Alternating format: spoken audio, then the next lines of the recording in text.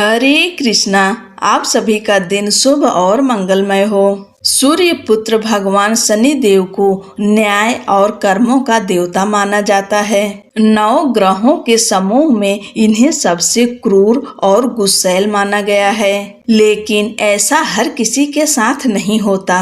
शनि देव केवल उन्हीं लोगों को परेशान करते हैं जिनके कर्म अच्छे नहीं होते, और भगवान शनि देव जिस पर मेहरबान होते हैं उसे धन धान्य से परिपूर्ण कर देते हैं। शनि देव भगवान सूर्य और उनकी पत्नी छाया के पुत्र हैं।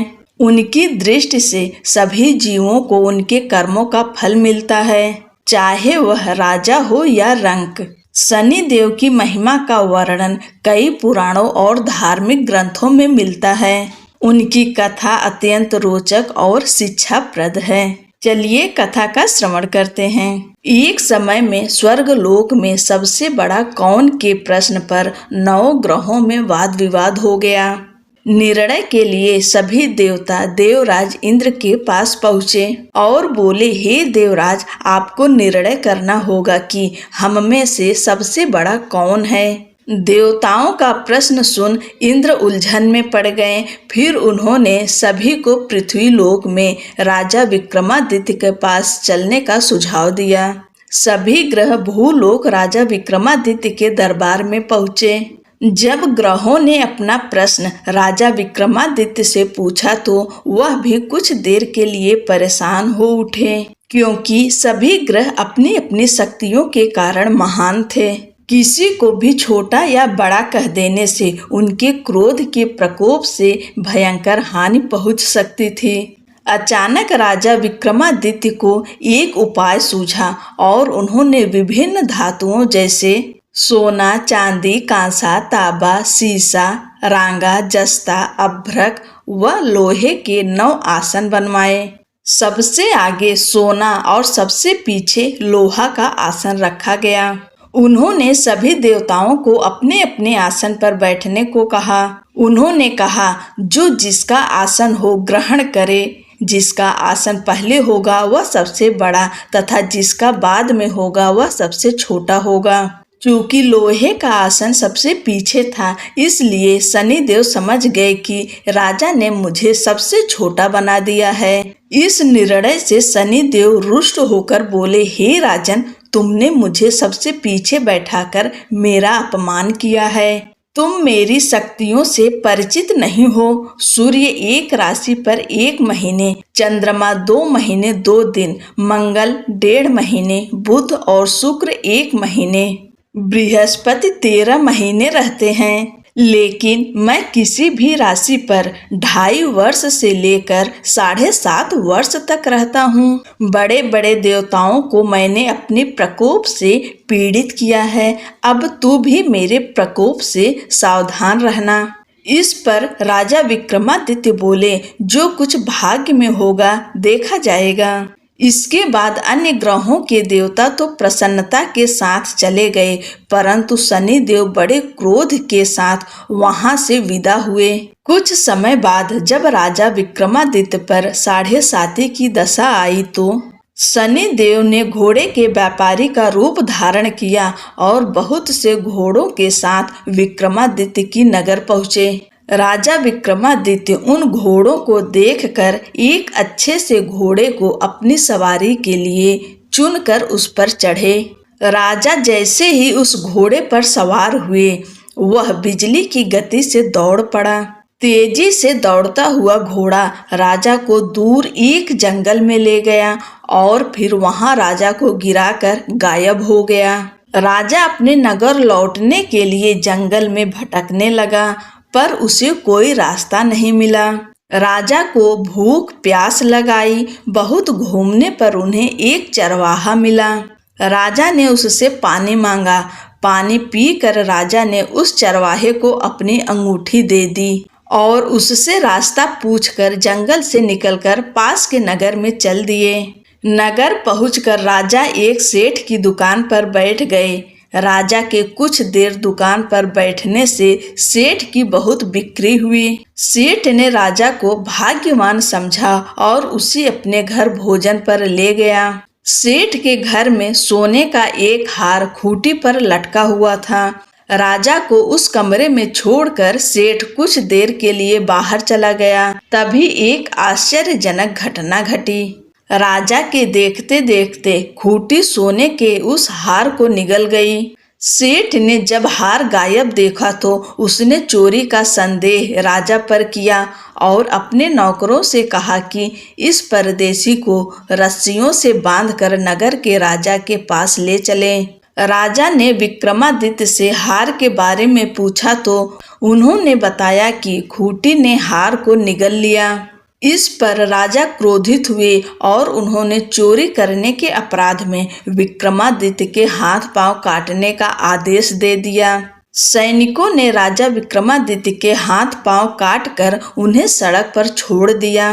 कुछ दिन बाद एक तेली उन्हें उठाकर अपने घर ले गया और उसे कोल्हू पर बैठा दिया। राजा आवाज देकर बैलों को हाँकता रहता। इस तरह तेली का बैल चलता रहा और राजा को भोजन मिलता रहा। शनि के प्रकोप की 7.5 पूरी होने पर वर्षा ऋतु प्रारंभ हुई। एक रात विक्रमादित्य मेघ मल्हार गा रहा था।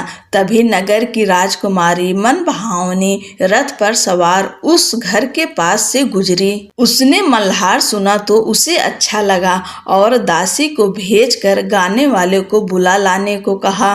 दासी लौटकर राजकुमारी को अपंग राजा के बारे में सब कुछ बता दिया।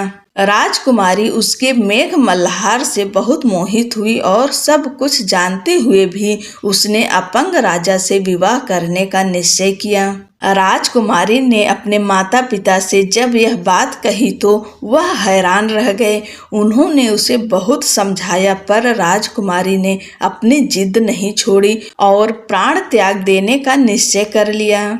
आखिरकार राजा रानी को विवश होकर अपंग विक्रमादित्य से राजकुमारी का विवाह करना पड़ा।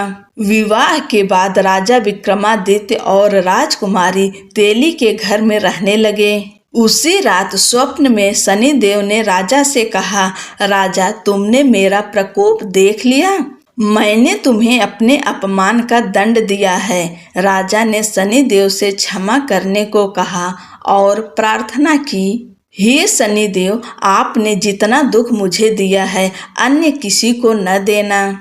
शनिदेव ने कहा, राजन मैं तुम्हारी प्रार्थना स्वीकार करता हूँ। जो कोई स्त्री पुरुष मेरी पूजा करेगा, कथा सुनेगा, जो नित्य ही मेरा ध्यान करेगा, चींटियों को आटा खिलाएगा, वह सभी प्रकार के कष्टों से मुक्त होता रहेगा तथा उसके सब मनोरथ पूर्ण होंगे। यह कहकर शनिदेव अंतर्ध्यान हो गए। प्रातः काल राजा विक्रमादित्य की नींद खुली तो अपने हाथ पांव देखकर राजा को बहुत खुशी हुई। उन्होंने मन ही मन शनिदेव को प्रणाम किया। राजकुमारी भी राजा के हाथ पांव सलामत देखकर आश्चर्य में डूब गई। तब राजा विक्रमादित्य ने अपना परिचय देते हुए शनिदेव के प्रकोप की सारी कहानी सुनाई। इधर सेठ को जब इस बात का पता चला तो दौड़ता हुआ आया और राजा विक्रमादित्य के चरणों में गिरकर क्षमा मांगने लगा। राजा विक्रमादित्य ने उसे क्षमा कर दिया क्योंकि वह जानते थे कि यह सब तो शनिदेव के प्रकोप के कारण हुआ था। सेठ राजा विक्रमादित्य को पुनः अपने घर ले गया और उसे भोजन कराया। भोजन करते समय वहां एक आश्चर्य घटना घटी। सबके देखते देखते उस खूंटी ने हार उगल दिया। सेठ ने अपनी बेटी का विवाह भी राजा के साथ कर दिया और बहुत से स्वर्ण आभूषण, धन आदि देकर राजा को विदा किया। राजा विक्रमादित्य राजकुमारी मन भावनी और सेठ की बेटी के साथ अपने नगर वापस पहुंचे तो नगर वासियों ने हर्ष के साथ उनका स्वागत किया। अगले दिन राजा विक्रमादित्य ने पूरे राज्य में घोषणा कराई कि शनिदेव सब ग्रहों में सर्वश्रेष्ठ हैं। प्रत्येक स्त्री पुरुष शनिवार को उनका व्रत करें और व्रत कथा अवश्य सुने। राजा विक्रमादित्य की घोषणा से शनिदेव बहुत प्रसन्न हुए। शनिवार का व्रत करने और व्रत कथा सुनने से शनि देव की अनुकंपा बनी रहती है और भक्त के सभी दुख दूर होते हैं। बोलो शनि देव महाराज की जय। एक पौराणिक कथा के अनुसार एक समय शनि देव भगवान शंकर के धाम हिमालय पहुँचे। उन्होंने अपने गुरुदेव भगवान शिव को प्रणाम कर उनसे आग्रह किया कि हे प्रभु, मैं कल आपकी राशि में आने वाला हूँ, अर्थात मेरी वक्र दृष्टि आप पर पड़ने वाली है। शनि देव की बात सुनकर भगवान शंकर हतप्रभ रह गए और बोले, हे शनि देव, आप कितने समय तक अपनी वक्र दृष्टि मुझ पर रखेंगे? शनि देव बोले, हे नाथ, कल सवा प्रहर के लिए आप पर मेरी वक्र दृष्टि रहेगी। शनि देव की बात सुनकर भगवान शंकर चिंतित हो गए और शनि की वक्र दृष्टि से बचने के लिए उपाय सोचने लगे। शनि की दृष्टि से बचने हेतु अगले दिन भगवान शंकर मृत्युलोक आए। भगवान शंकर ने शनि देव और उनकी वक्र दृष्टि से बचने के लिए एक हाथी का रूप धारण कर लिया। भगवान शंकर को हाथी रूप में सवा प्रहर तक का समय व्यतीत करना पड़ा तथा शाम होने पर भगवान शंकर ने सोचा, अब दिन बीत चुका है और शनि देव की दृष्टि का भी उन पर कोई असर नहीं होगा। इसके उपरांत भगवान शंकर पुनः कैलाश पर्वत लौट आए। भगवान शंकर प्रसन्न मुद्रा में जैसे ही कैलाश पर्वत पर पहुँचे, उन्होंने शनि देव को उनका इंतजार करते पाया। भगवान शंकर को देखकर शनि देव ने हाथ जोड़कर प्रणाम किया। भगवान शंकर मुस्कुराकर शनि देव से बोले, आपकी दृष्टि का मुझ पर कोई असर नहीं हुआ। यह सुनकर शनि देव मुस्कुराए और बोले, मेरी दृष्टि से न तो देव बच सकते हैं और न ही दानव, यहाँ तक कि आप भी मेरी दृष्टि से नहीं बच पाए। यह सुनकर भगवान शंकर आश्चर्यचकित रह गए। शनि देव ने कहा, मेरी ही दृष्टि के कारण आपको सवा प्रहर के लिए देव योनि को छोड़कर पशु योनि में जाना पड़ा। इस प्रकार मेरी वक्र दृष्टि आप पर पड़ गई और आप इसके पात्र बन गए। शनि देव की न्याय प्रियता देखकर भगवान शंकर प्रसन्न हो गए और शनि देव को हृदय से लगा लिया। एक कथा के अनुसार भगवान श्री गणेश भी शनि देव की नजर से नहीं बच सके थे और उन्हें भी शनि की वक्र दृष्टि का सामना करना पड़ा था। ब्रह्म वैवर्त पुराण के अनुसार माता पार्वती ने पुत्र प्राप्ति के लिए पुण्यक नामक व्रत था, जिसके फलस्वरूप भगवान विष्णु ने उनके गर्भ में बालक रूप में जन्म लिया। जन्म के पश्चात सभी देवी और देवता शिव पार्वती को बधाई देने और बालक गणेश को आशीर्वाद देने के लिए बारी बारी से उपस्थित हुए, परंतु शनि देव ने बालक गणेश को न तो देखा और न ही उनके पास गए। माता पार्वती को यह बात अपने पुत्र का अपमान लगी और वो रुष्ट हो गईं। दरअसल पार्वती जी को शनि देव की पत्नी द्वारा दिए गए श्राप के बारे में पता ही नहीं था। उनकी दृष्टि पड़ते ही हानि हो सकती है। उन्हें लगा कि शनि उनके पुत्र का अपमान कर रहे हैं। उन्होंने कहा, सूर्य पुत्र, अपनी गर्दन क्यों झुका रखी है? मेरी व मेरे पुत्र की ओर देखो, तुम मेरे पुत्र को देख क्यों नहीं रहे हो? इस पर शनि देव ने कहा, माते, मेरा नहीं देखना ही अच्छा है, क्योंकि सभी प्राणी अपनी अपनी करने का फल भोगते हैं। मैं भी अपनी करने का फल भोग रहा हूँ। ऐसा कहकर शनि देव अपने श्राप के बारे में बताते हैं। तब माता पार्वती ने कहा कि सब कुछ ठीक होगा, तुम्हारे देखने पर कुछ अमंगल नहीं होगा, क्योंकि यह मेरा पुत्र है और इसे सभी देवताओं ने आशीर्वाद दिया है। शनि देव ने माता पार्वती का रुष्ट भाव समझकर उनकी आज्ञा मान ली और बालक गणेश को देख लिया, परंतु शनि देव की दृष्टि पड़ते ही नवजात बालक का सिर धड़ से अलग होकर ब्रह्मांड में विलीन हो गया। माता पार्वती अपने पुत्र की यह दशा देख बेहोश हो गईं। तब माता पार्वती को इस आघात से बाहर निकालने और उनके क्रोध से बचने के लिए तत्काल ही भगवान विष्णु अपने वाहन गरुड़ पर सवार हो उत्तर दिशा में स्थित पुष्पभद्रा नदी तट पर गए। वहां उन्होंने एक हथनी को देखा जो अपने बालक की ओर पीठ किए बैठी थी। इस संबंध में यह भी कहा जाता है कि वहां उन्होंने देखा कि एक हथनी अपने नवजात शिशु को लेकर उत्तर दिशा में सिर करके सो रही थी। भगवान विष्णु ने शीघ्र ही सुदर्शन चक्र से नवजात गज शिशु का मस्तक काट लिया और वे उसे लेकर शिवलोक पहुँचे तथा माता पार्वती के बालक के धड़ पर लगाकर उसके प्राण वापस किए। बाद में जब माता पार्वती को होश आया तो उन्होंने शनि देव को श्राप दे दिया, परंतु सभी देवताओं ने शनि का पक्ष लेकर कहा कि इसमें उनकी कोई गलती नहीं है।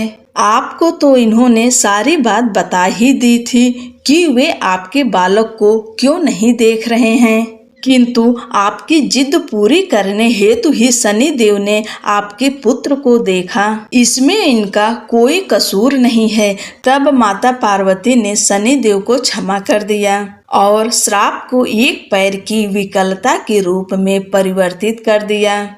इस तरह भगवान शिव और भगवान गणेश दोनों ही शनि देव की नजर से नहीं बच पाए थे। बोलो शनि देव महाराज की जय। अब एक और शनि देव की कहानी सुनते हैं। एक बार एक ब्राह्मण पूजा पाठ कराने जा रहा था। उसे रास्ते में शनि महाराज मिले। ब्राह्मण बोला, शनि महाराज आप कहाँ जा रहे हैं? तब शनि देव ने कहा, मैं राजा के लगने जा रहा हूँ। ब्राह्मण बोला, अगर तुम राजा के लगोगे तो सारी प्रजा दुखी होगी, इसलिए तुम मेरे लग जाओ। तब शनि देव बोले, कितने साल का लगूं? ब्राह्मण बोला, 7 साल के, 5 साल के, 2.5 साल के और 1.25 साल के। मुझसे ना उठाई जाएगी। तुम ऐसा करो, तुम मुझे 1.25 पहर के लिए लग जाओ। शनि देव ने कहा, ठीक है, तो मैं 1.25 पहर के लिए तुम्हें लग जाता हूँ। उसके बाद ब्राह्मण देवता नदी के किनारे आसन बिछाकर पाठ करने लगे। नदी में तो 2 मतीरे बहे जा रहे थे। ब्राह्मण ने उन दोनों मतीरों को निकालकर अपने घुटने के नीचे रख लिया। देखते ही देखते दोनों मतीरे राजा के बेटों के सिर बन गए। फिर ब्राह्मण के पास शनि देव आए और बोले, ब्राह्मण, तुमने राजा के लड़कों के सिर काट कर रखे हैं। तब ब्राह्मण बोला, किसी को मत कहना कि मुझे शनि की दशा लगी है। उसके बाद शनि देव वेश बदलकर नगर में चले गए और वहां जाकर उन्होंने एक आदमी से कहा कि नदी के किनारे एक ब्राह्मण के घुटने के नीचे राजा के बेटों के सिर पड़े हैं। देखते ही देखते यह बात पूरे नगर में फैल गई। जब यह बात राजा को पता चली तो राजा ने कहा कि ब्राह्मण को सूली पर चढ़ा दो। राजा के आदेश के अनुसार ब्राह्मण को सूली पर चढ़ाने की तैयारी की गई।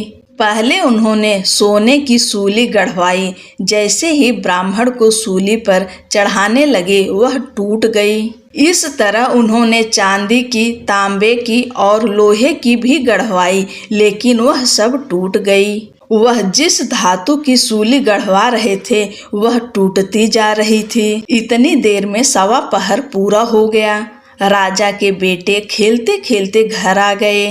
तब रानी बोली, महाराज, ब्राह्मण को तो सूली पर चढ़ा दिया होगा। आप जाकर देखिए, नहीं तो हमें ब्रह्म हत्या का पाप लग जाएगा। जब राजा वहां पहुंचा तो उसने देखा कि ब्राह्मण तो पाठ कर रहा है। तब राजा ने ब्राह्मण से पूछा, यह सब क्या है? तब ब्राह्मण ने कहा, महाराज, मैं जा रहा था, रास्ते में मुझे शनि महाराज मिले। उन्होंने कहा, मैं राजा के लगने जा रहा हूँ। मैंने उनसे कहा कि अगर तुम राजा को लगोगे तो सारी प्रजा दुखी होगी, इसलिए तुम मेरे लग जाओ। तब शनि देव बोले, कितने साल का लगूं? मैंने कहा, मुझसे 7 साल, 5 साल, 2.5 साल या 1.25 साल की नाव उठी जाएगी। इसलिए मैंने 1.25 पहर की मांग ली। अब 1.25 पहर में ही मुझे शनि देव ने ऐसे रंग दिखाए। तब राजा कहने लगा कि शनि की दशा कैसे उतरेगी। तब ब्राह्मण बोला, राजा, सोने चांदी का दान, तांबे का दान, लोहे का दान और पीतल का दान करने से शनि की दशा से राहत मिलती है। तब राजा हैरान हो ब्राह्मण से पूछा, राजे, महाराजे और साहूकार तो सोने चांदी के दान कर देंगे, परंतु गरीब कैसे करेगा? तब ब्राह्मण ने कहा, तेल की पली और गुड़ की डली डकोत को देने से शनि की दशा से मुक्ति मिलती है। शनि देव का सोटा कभी न आवे टोटा, शनि की घड़ी ले 70 बला टली। 7 बार पीपल में जल चढ़ा दो तो सारी बला टल जाएगी। ब्राह्मण की बातें सुनकर राजा ब्राह्मण का धन्यवाद करके वहां से चला गया। फिर तो राजा नियमित रूप से हर शनिवार तेल, गुड़ और सामर्थ्य के अनुसार दान आदि करना शुरू कर दिया। इस तरह से ब्राह्मण की सूझबूझ से राजा के बेटों की जान बच गई। बोलो शनि देव महाराज की जय।